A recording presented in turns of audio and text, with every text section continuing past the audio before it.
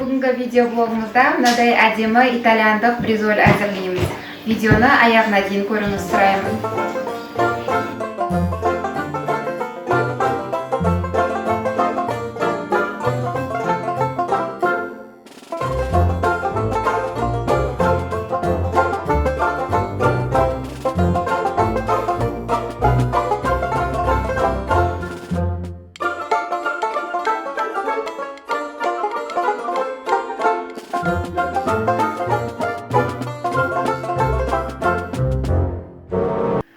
Бризолімізға қажетті заттар: бетіне сепкенге сыр керек болады, және қанша бризоль дайындайсыздар, сонша жұмыртқа аламыз. Мен 7 жұмыртқа алдым.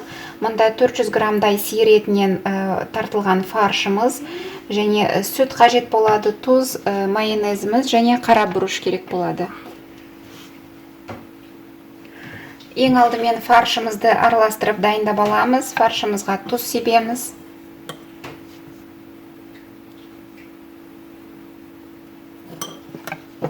Және қара бұрышымызды қосамыз.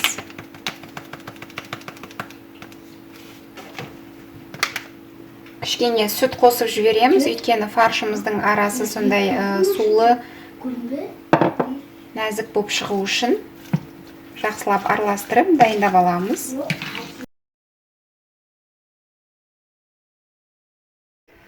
Бризоліміздің омлетін дайындап аламыз. Оған 1 жұмыртқа және кішкене тұз себемізді жақсылап араластырып,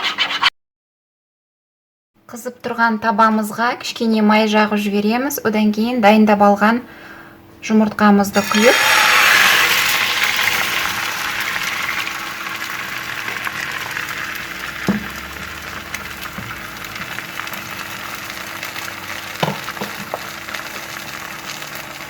омлетімізді дайындап аламыз.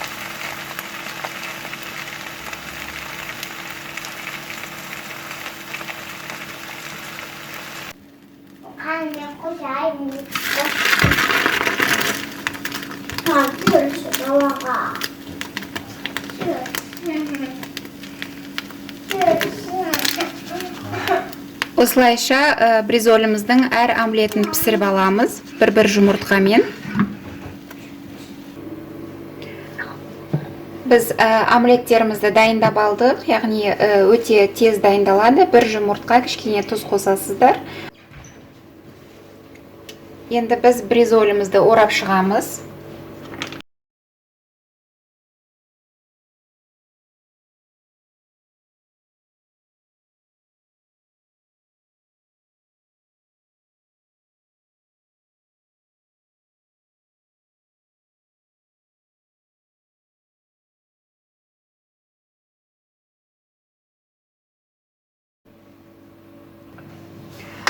Мінекей, біз бризольдарымызды дайындап алдық, яғни формамыздың астына фольгамызды төсеп алдық, және фольгаға біз майымызды жағып шықтық.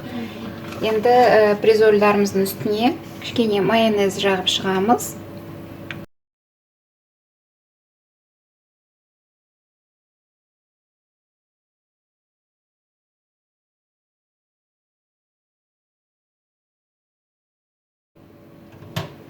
Және алдын ала дайындап қойған сырымызды бетіне сеуіп шығамыз.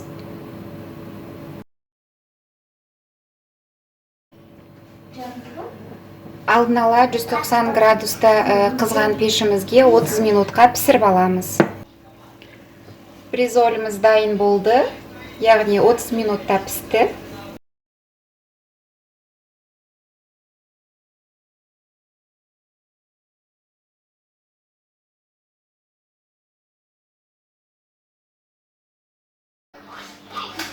Мінекей достар, бүгінгі біздің итальяндық бризоліміз дайын болды. Жасалу жолы өте жеңіл, пісіріп көрсеңіздер болады. Сондай дәмі ерекше. Балаларыңызға, отбасыңызға пісіріп беріңіздер. Және рецепт ұнаса, ас әлемі арнасына жазылып, лайк басып, және өз пікірлеріңізді қалдырыңыздар. Сау болыңыздар.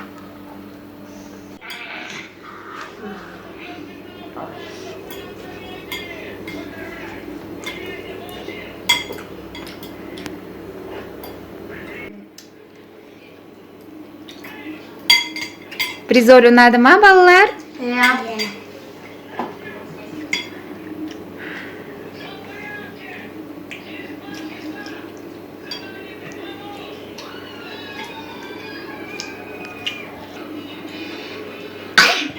Сау бол.